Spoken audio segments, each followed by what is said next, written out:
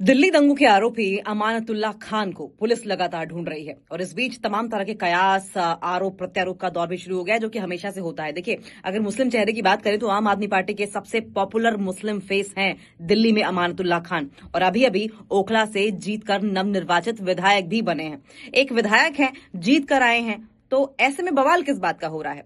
और दंगों के आरोप तो उन पर बहुत पहले लगे थे। तो दरअसल पूरा माजरा समझिए। माजरा क्या है? माजरा ये है कि अमानतुल्लाह खान पर आरोप इस बात का लगा है कि उन्होंने पुलिस की कार्रवाई में दखल दिया है।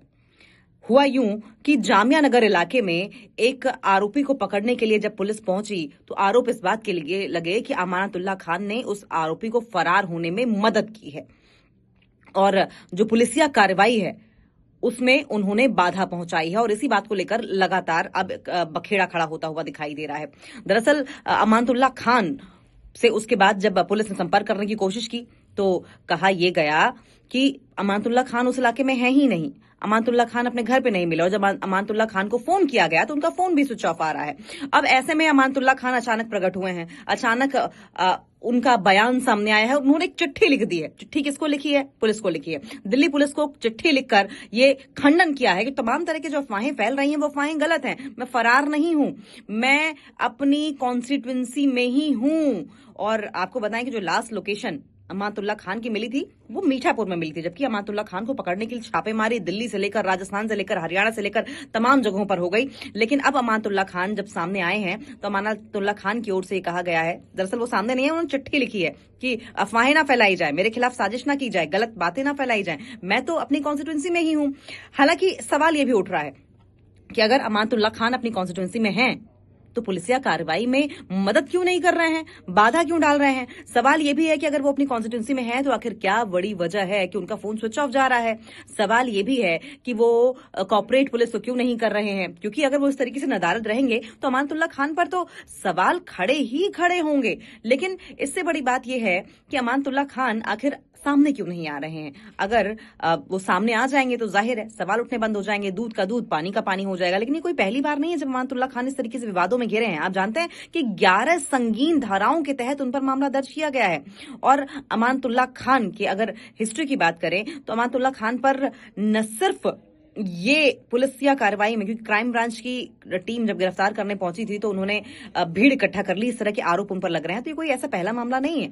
और ऐसे भी कई मामले और भी हैं जो कि अमानतुल्लाह खान पर लगे हैं। लेकिन इस बीच आपको बताएं, वीरेंद्र सचदेवा जो कि बीजेपी के पार्टी अध्यक्ष हैं, उन्होंने भी साफ तौर पर यह कहा है कि गंदगी के लिए कोई जगह नहीं है, अपराध के लिए कोई जगह नहीं है। और अमानतुल्लाह खान का जो इतिहास है वो तो आपराधिक इतिहास रहा है, वो कई आपराधिक मामलों में शामिल रहे हैं, उनकी संलिप्तता पाई गई है। और ऐसे में मैं पुलिस तो नहीं हूं, मैं कानून तो नहीं हूं, लेकिन मैं पूरी कोशिश करूंगा कि कानून अपना पूरा पूरा ख्याल रखे। मैं कानून से अपील करूंगा, मैं पुलिस से अपील करूंगा कि पूरी तरीके से कार्रवाई की जाए और कड़ी कार्रवाई की जाए, जिससे कि अमानतुल्लाह खान जिस तरह की हरकतें करते हैं वो अपनी हरकतों से बाज आ जाएं।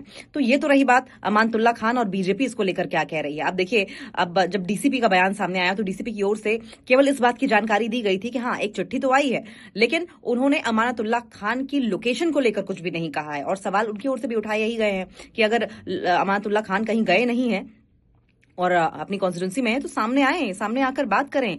अब हम अमानतुल्लाह खान इतने पॉपुलर क्यों हुए और उन पर इतना विवाद क्यों हो रहा है, क्या कांड उन्होंने किए हैं, किन दंगों में उनकी संलिप्तता है, किस तरह का आपराधिक रिकॉर्ड है, ये भी जरा हम आपको बताएंगे। देखिए, इस वक्त दिल्ली विधानसभा चुनाव में ओखला विधानसभा सीट से जीत कर आए हैं अमानतुल्लाह खान, तो एक तरीके से खुशी की बात थी, लेकिन अब वो विवादों में घिरे हुए नजर आ रहे हैं। वो जीत तो गए, जीत का हो सकता है उन्होंने जश्न भी बनाया हो, लेकिन अब पुलिस उन्हें जगह जगह पर तलाश करती हुई दिखाई दे रही है। राजस्थान, हरियाणा, दिल्ली के तमाम जगह जगह इलाके, उनकी तलाश के लिए पुलिस छापेमारी कर रही है और आम आदमी पार्टी विधायक फरार चल रहे हैं। पुलिस ने दंगे करवाने के लिए बीएनएस की 11 संगीन धाराओं के तहत उन पर मामला दर्ज किया है, याद रखिए आप ये बात। और अमानतुल्लाह खान के खिलाफ ये मामले दर्ज किए गए हैं। बताया जा रहा है कि विधायक अमानतुल्लाह खान को पकड़ने के लिए दिल्ली पुलिस ज्वाइंट ऑपरेशन चला रही है, यानी कि बड़े पैमाने पर उनको ढूंढने की कोशिश हो रही है। और जामिया नगर थाने समेत साउथ ईस्ट डिस्ट्रिक्ट और क्राइम ब्रांच की टीम अमानतुल्लाह खान की गिरफ्तारी के लिए रेड कर रही है। अब देखिए, जो भी पॉइंटर्स हैं मैं यहां सामने से रख के आपको बताने की कोशिश करती हूं के लिए रेड कर रही है। बताया जा रहा है कि अमानतुल्लाह खान कभी भी गिरफ्तार हो सकते हैं, ऐसी जानकारी मिल रही है। लेकिन ये जान लेना भी बहुत जरूरी है कि उन पर आरोप क्या क्या लगे हुए हैं। सोमवार को दिल्ली पुलिस की क्राइम ब्रांच एक अपराधी को पकड़ने के लिए जामिया इलाके में गई थी, जैसा कि पहले भी हमने आपको बताया, जिसे भगाने में अमानतुल्लाह खान की मदद करने के आरोप में दिल्ली पुलिस ने केस दर्ज कर लिया है। सोमवार शाम से ही दिल्ली पुलिस अमानतुल्लाह खान को ट्रेस कर रही है, पर जब पुलिस की टीम आम आदमी पार्टी विधायक अमानतुल्लाह खान के घर पहुंची तो अपने घर पर मौजूद ही नहीं थे, जिसका बार बार जिक्र हो रहा है, जिसका जिक्र पुलिस भी कर रही है और जिसका जिक्र जो है वो बीजेपी के तमाम कार्यकर्ता और बीजेपी के जो अध्यक्ष हैं वीरेंद्र सचदेवा, उनकी ओर से भी किया गया था। दिल्ली के अध्यक्ष है। अब ये जान लीजिए कि हुआ क्या था।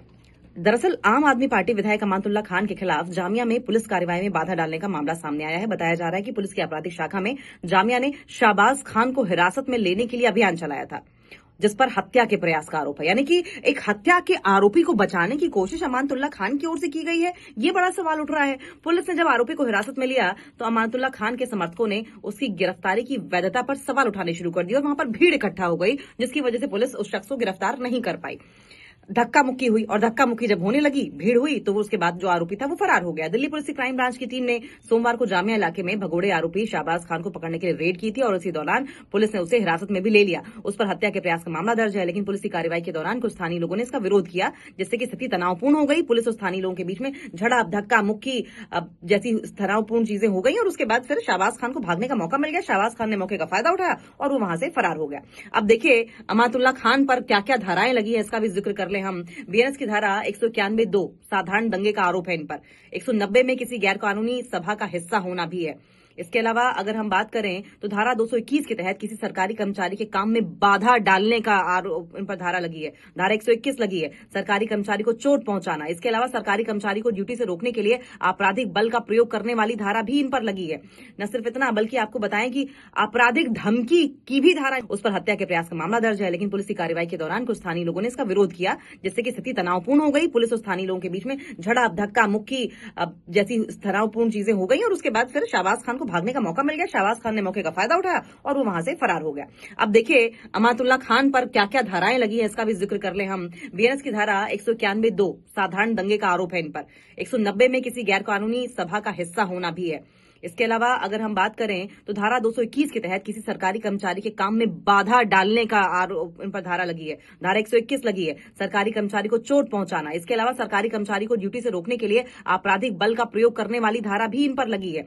न सिर्फ इतना, बल्कि आपको बताएं कि आपराधिक धमकी की भी धारा इन पर लगाई गई है। गैर कानूनी जमावड़े का हिस्सा होने की भी धारा अमानतुल्लाह खान पर लगाई गई है और इसके अलावा गैर कानूनी जमावड़े के सदस्यों द्वारा किए गए अपराध का दोषी होना, सरकारी कर्मचारी को ड्यूटी से रोकने की धारा भी अमानतुल्लाह खान पर लगी है। सरकारी कर्मचारी को ड्यूटी से रोकना, इसके साथ साथ आपराधिक तरीके से धमकी देना, संदिग्ध व्यक्ति को वैध तरीके से पकड़ने में रोड़ा अटकाना, बाधा डालने का जो कृत्य किया है अमानतुल्लाह खान पर ने, इसके तहत भी उन पर धारा लगी है और धारा 111 भी लगी है। संगठित अपराध की सजा को बढ़ावा देना भी अमानतुल्लाह खान पर एक बड़ी धारा लगी है। तो देखिए ये कोई पहली बार नहीं है और अब की बार भी अगर हम बात करें तो अमानतुल्लाह खान पर आपराधिक मामले और भी दर्ज हुए हैं। और दिल्ली दंगे अगर आपको याद होंगे, दिल्ली दंगों में तमाम लोग घायल हुए थे और दिल्ली को जलाने की कोशिश की गई थी। उसमें मुख्यतः अगर किसी का नाम सबसे ज्यादा सामने आया था तो वो अमानतुल्लाह खान का ही नाम था और यही वजह है कि अब ज्वाइंट ऑपरेशन चलाकर दिल्ली पुलिस की क्राइम ब्रांच की टीम जो है वो जगह जगह छापेमारी कर रही है, रेड कर रही है, जिससे कि अमानतुल्लाह खान को पकड़ा जा सके।